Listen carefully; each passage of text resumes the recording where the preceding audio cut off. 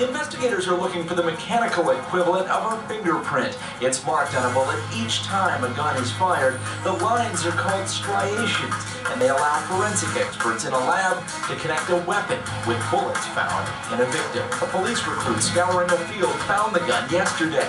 It was less than a block from where 7-year-old Julian King's body was discovered in the white Chevy Suburban stolen from the Hudson family home. The weapon itself is a .45 caliber semi-automatic handgun. That's the same caliber used to commit the murders of Jennifer Hudson's mother and brother. Recovering the weapon was a good sign. It gives us some additional clues, and we're going to keep running them down. Like I mentioned before, I'm extremely confident that this case will be solved. I'm Pat Alaman for Nancy Grace. Kathy Cheney, where is William Balfour and what happens next? Well, William Balfour is still in the custody of the Illinois Department of Corrections, being held on that parole violation, and he has a parole status hearing on November 10th to determine whether or not he did violate his parole or not. Okay, Natalie Thomas from Us Weekly.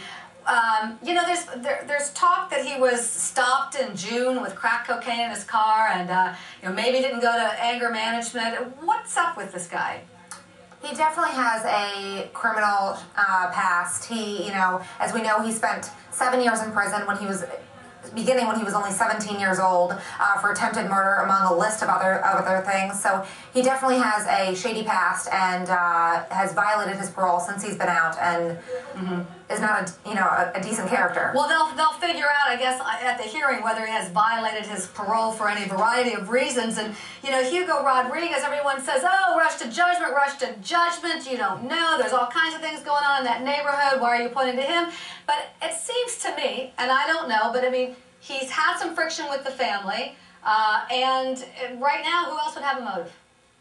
You know, I don't know who would have a motive, but we had a similar situation here in South Florida, unfortunately, where a famous football player, Sean Taylor, was shot in his home. And it turned out to be that someone not immediately related, but who knew of them, and it was a robbery attempt that no one figured out until several days later. I don't know.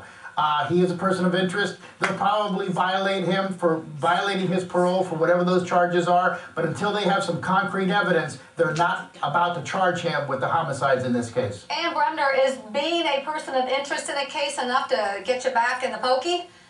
No, absolutely not. They're just going to hold him on the parole violation. I was thinking, you know, the most famous case of a family murdered together was Truman Capote's in cold blood. Right. You know, and so of course you don't know. And right now, they're just holding him on parole violations, and right now, he's just a person of interest. Entertainment journalist Soleo, you know, what should Jennifer do next? I know she's staying out of the spotlight. Do you think that's wise for her? I think that's very wise. As an artist, you have to live your life and you have to be true to yourself. And right now, Jennifer, she's not in a condition to be out there promoting her film or her music, and you know, her fans wouldn't think that it would be respectable anyway. So of course she needs to take care of herself, keep herself grounded, remember her mother's legacy, which was, you know, confidence, support, wisdom. Remember all those great things that her family gave her and hold on to that, because that is really the only thing that's going to get her through this terrible, terrible tragedy. Well, she stayed in constant contact with her family, correct? Oh yes, constant contact. And it's actually a funny story. Her mom actually did not want people to know that Jennifer Hudson was her daughter, that they were related, because she liked her privacy and she didn't want people to be too involved in their family business and things of that nature. But yeah, she stayed in constant contact with her family, would visit her brother and sister, and when she would go there, you know, they would tell her, "Oh my God, Jennifer, what are you wearing? Why do you have this on?" So they were just honest and loving with one another, and so that's her rock, that's her support system. And now that it's gone, it's going to be tough for her. Here's something we were debating in the newsroom, everybody. Apparently, Julia, who is the mother of Julian, and of course you know the rest of the story, on her MySpace page, she still has her ex, William Balfour, as one of her top 10 friends. Forgive me for not understanding how this thing works, MySpace, but Patricia Saunders, you know, why would he still be on there? I'm not saying he committed the murders, but they are estranged or having all kinds of problems. Her wages have been garnished because of non-payment on his part. Why would he still be there? Well, because she still loves him. clearly there's a deep attachment between these two, although it may be highly conflictual and ambivalent. I don't think we can make presumptions about what their relationship is really like. She also said on MySpace that she's numb, so she's in no condition to be processing much kind of thinking at all. Do you think perhaps, Leah, since you know the family very quickly, she just may be in some sort of grief and denial? I think so. I think grief and denial, just unsure of how the events are going to play out.